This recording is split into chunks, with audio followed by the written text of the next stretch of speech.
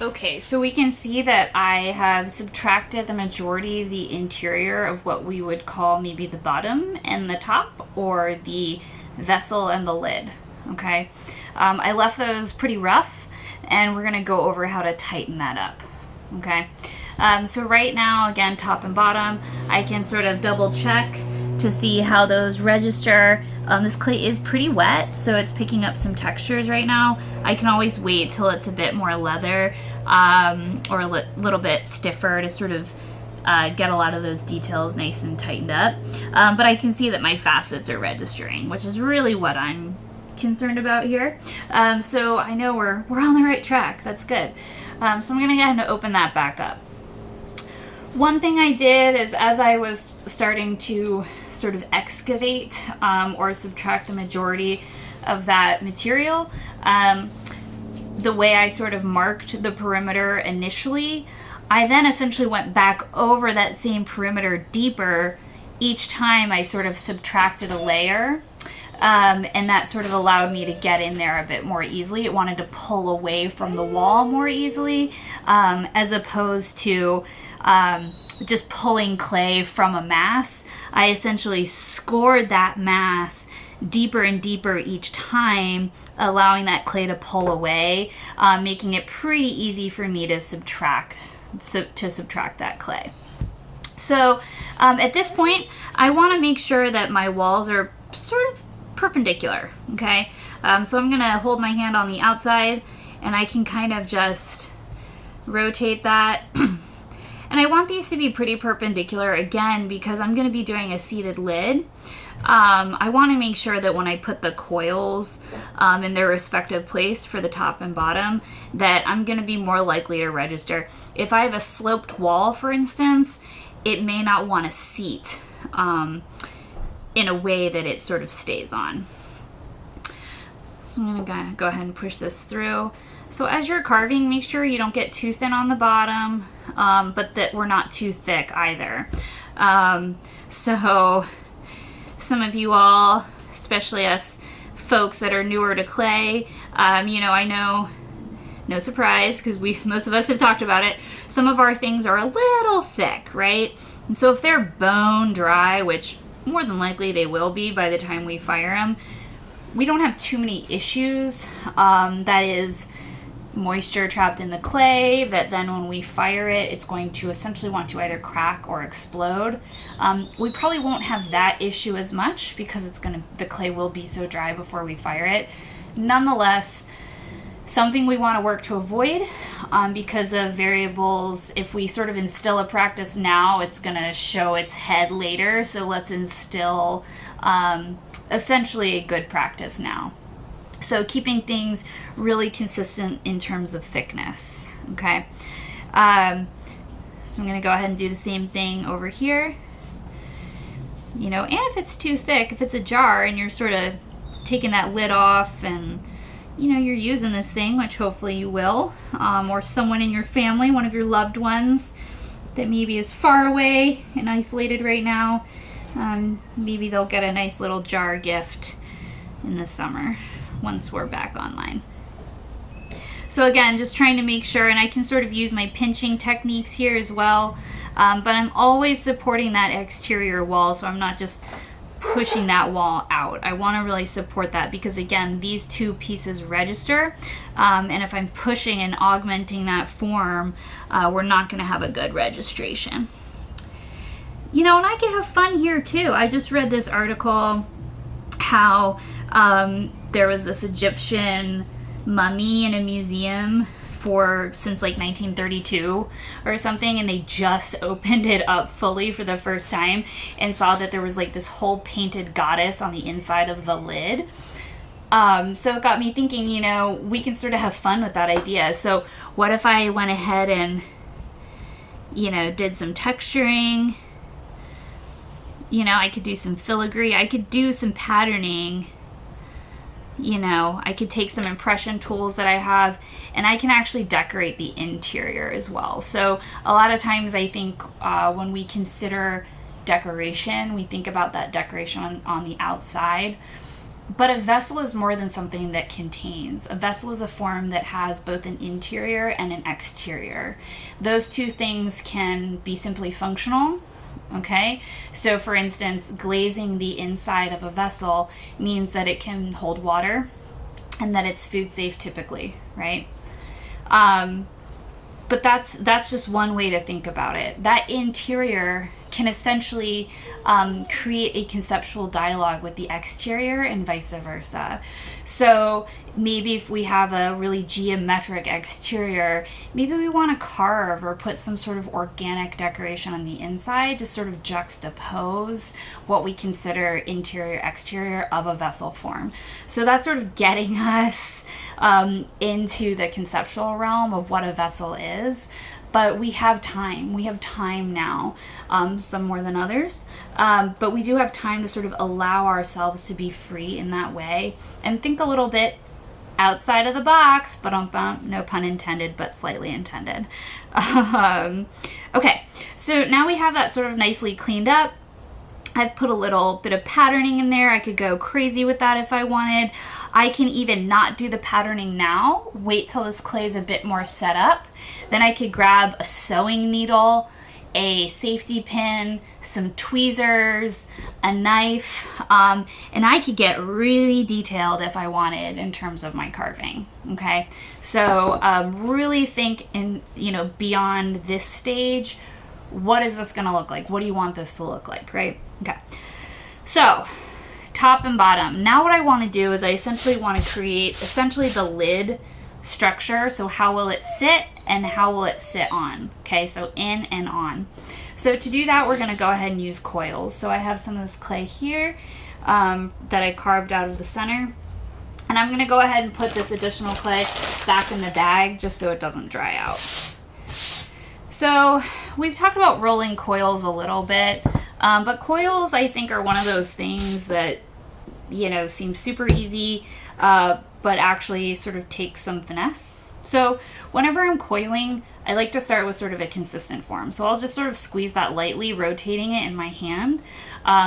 So I don't get that sort of like oval shape from my fist, but I'm rotating it, really making sure that it's sort of roundish before I even start rolling. When I start rolling, I'm gonna go heel to fingertip, and then I tend to use my left hand predominantly, and what I tend to do with my left hand, and I'm pretty sure this is because I'm a glass blower, and I use my left hand to turn my blowpipe, so my left hand is very good at turning. So what I tend to do is I tend to roll. And so you can sort of see I'm almost doing this back and forth sweeping motion with my left hand. What that really helps me do is not squish and not stop, because oftentimes what happens is we're doing these partial rolls and then what we get is this sort of flat coil. I call those speed bumps. So to get away from that, you can actually twist your coil, work that in, and then proceed as normal. So what I tend to do is I tend to keep my hands at this upward angle so I'm not pressing as I finish that roll, and then I'll reverse that angle as I roll back.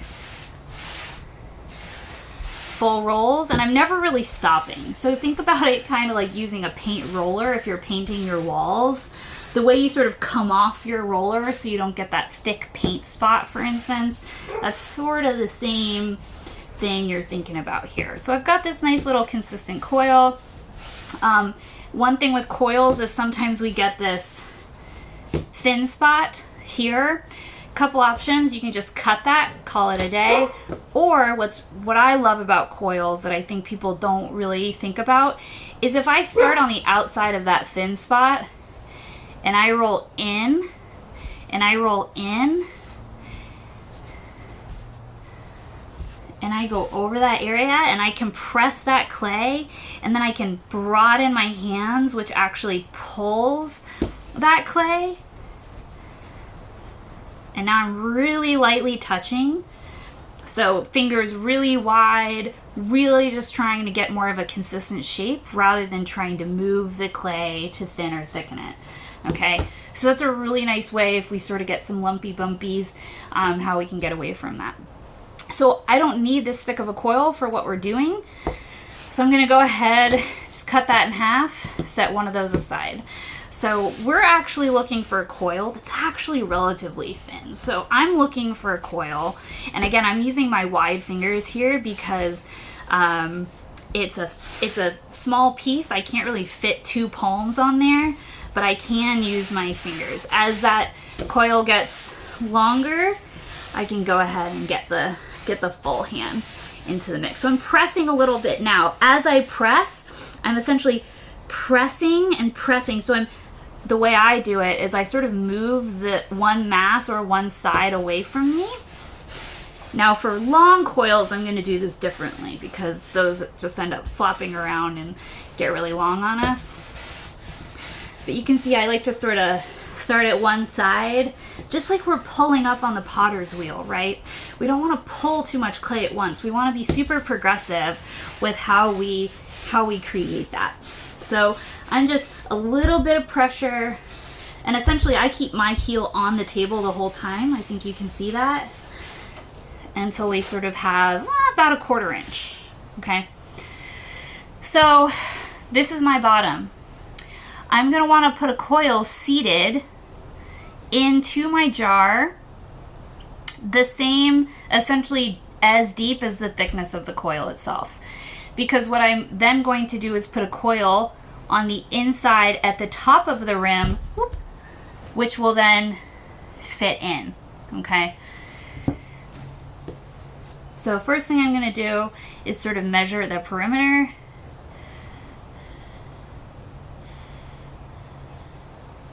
And I'm gonna give myself a little bit of what I call wiggle room, okay? So it's a little longer than the actual piece itself, okay? Some of you all may have spray bottles at home, or you might have a slightly almost empty spray bottle. You can go ahead, spray things as needed. Again, this clay is pretty wet, but the coils, as we work them, tend to dry out. So what you'll find is if they're a little dry and you start to work them, you'll get that sort of cracking that we've probably all experienced before. And that's okay if you just give it a little spritz and sort of compress that surface a little bit. You'll eliminate some of those cracks. So what I'm going to go ahead and do is basically give myself a guideline. So I know that that's about how thick I am. I'm going to go right under that, make a mark, and then I'm going to go ahead and just draw a line on the inside of my jar at that same thickness, or depth I should say.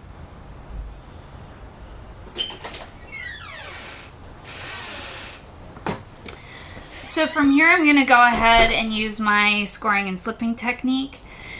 Now you may say to yourself, but Mary Catherine, I don't have slip. How do I make slip? Well, first of all, slip is wet clay. So how do I make slip? I take these what I call bits and bobs, little ends of things, right, that sort of show up here and there in our practice, right? Let those dry, put them in a little jar or cup with a little bit of water. You can always add more. It's harder to take it away, so start with less and add more as needed. And then essentially once these are bone dry, I put them in the water, and then they slake down very quickly, and they essentially create a paste or a liquid clay, and that's how we make slip. The other beautiful thing is that when I put water onto clay, it becomes slip. So then I don't actually need slip, I can just use the clay itself. So I'm gonna go ahead and take some water and come in here and score. Use my fancy scoring tool.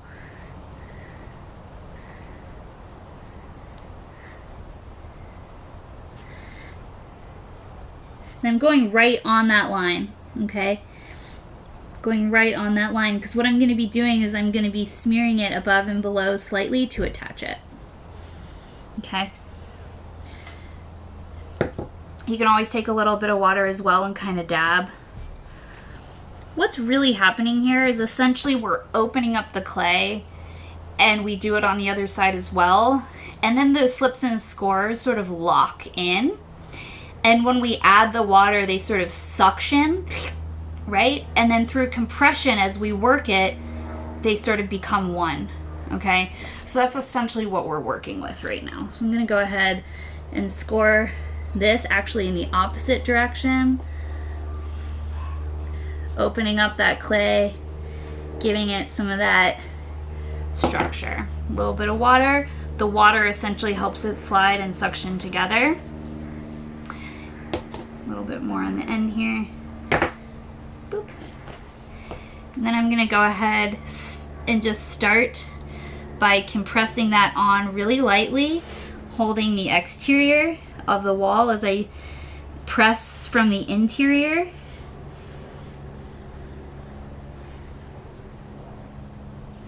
And then once I meet my end, I'm gonna go ahead and use my fancy cutting tool and just go ahead and cut that off, okay? So at this point, we have something that looks kind of like that. All right, I can already see I'm maybe a little deeper than I should be, so I'm just gonna come under that coil before I compress it on too much and just slide that up a little bit, okay? So from here, I'm then gonna start compressing. So I'm holding the exterior, I'm pressing the interior.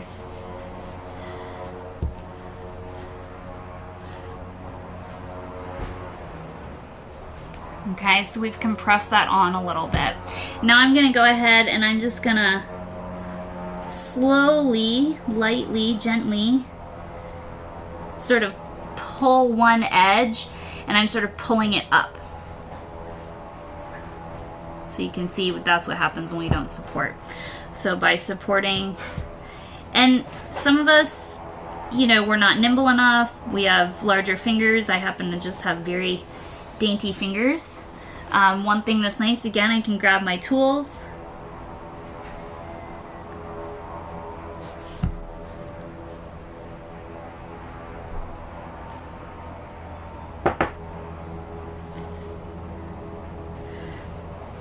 And we can compress that together.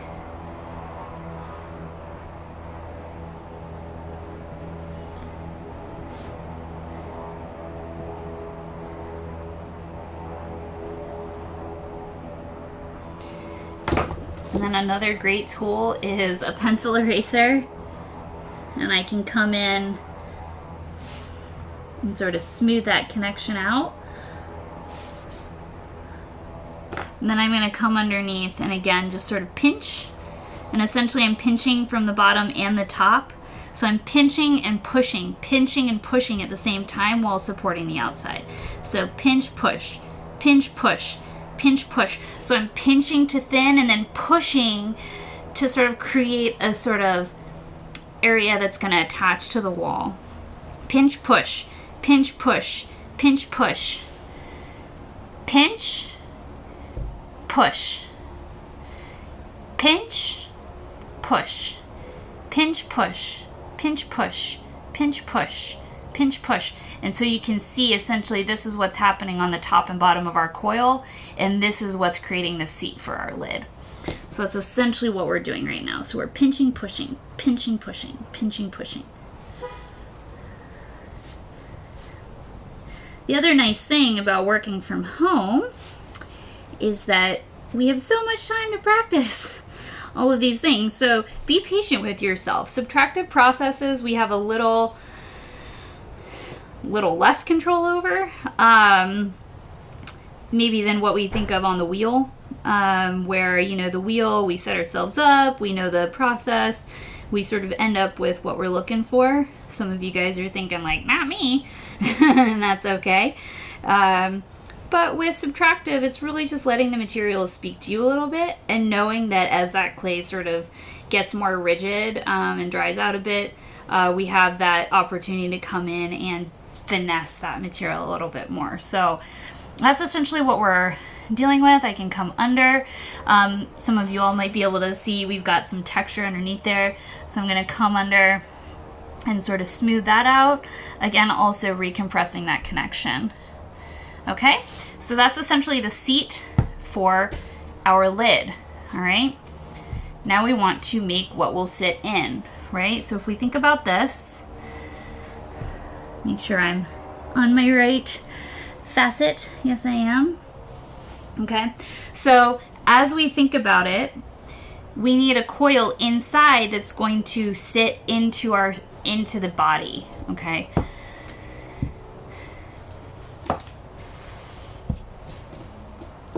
So I'm gonna take the second half of that larger coil that I was rolling earlier, and again I'm just gonna thin that out.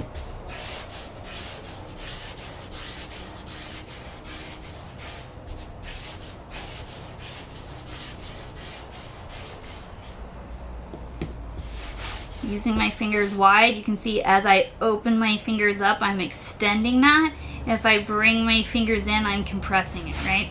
So thinking about every little motion and how that's affecting our clay. I think about it like displacement, right?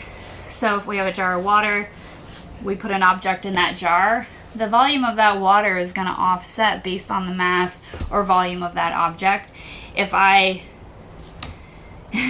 press on that clay, I'm displacing that clay. The clay didn't go away from here, or it didn't go away in general. It just went somewhere else, right? So every action has a reaction. So this is going to be a good opportunity to show you guys how we reassemble coils.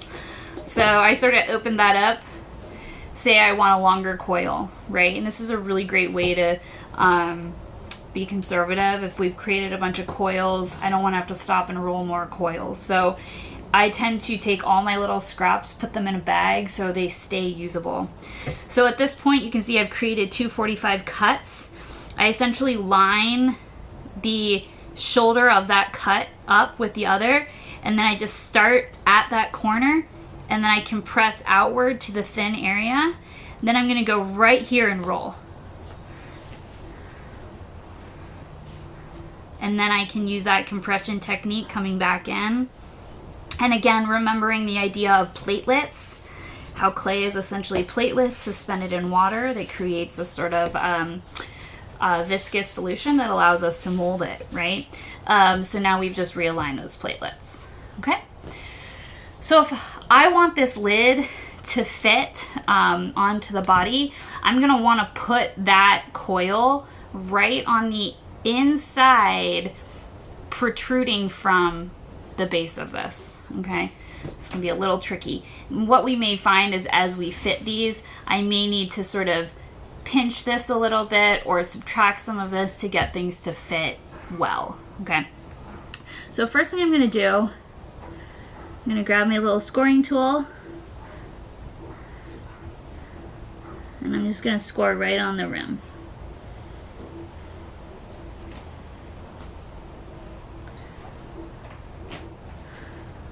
Right on the rim there, okay?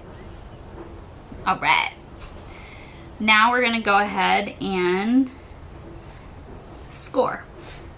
So again, when you slip and score, you wanna think about it like cross-hatching. So if I've scored sort of vertically here, I wanna think about scoring semi-horizontally or diagonally here. So then again, you're sort of creating this lock of those things. A little bit of water. I'm not pressing with the water, I'm just kind of dabbing, again, to create that suction and allow those platelets to suspend and rejoin as we compress. And I'm gonna go right on the top and the outside.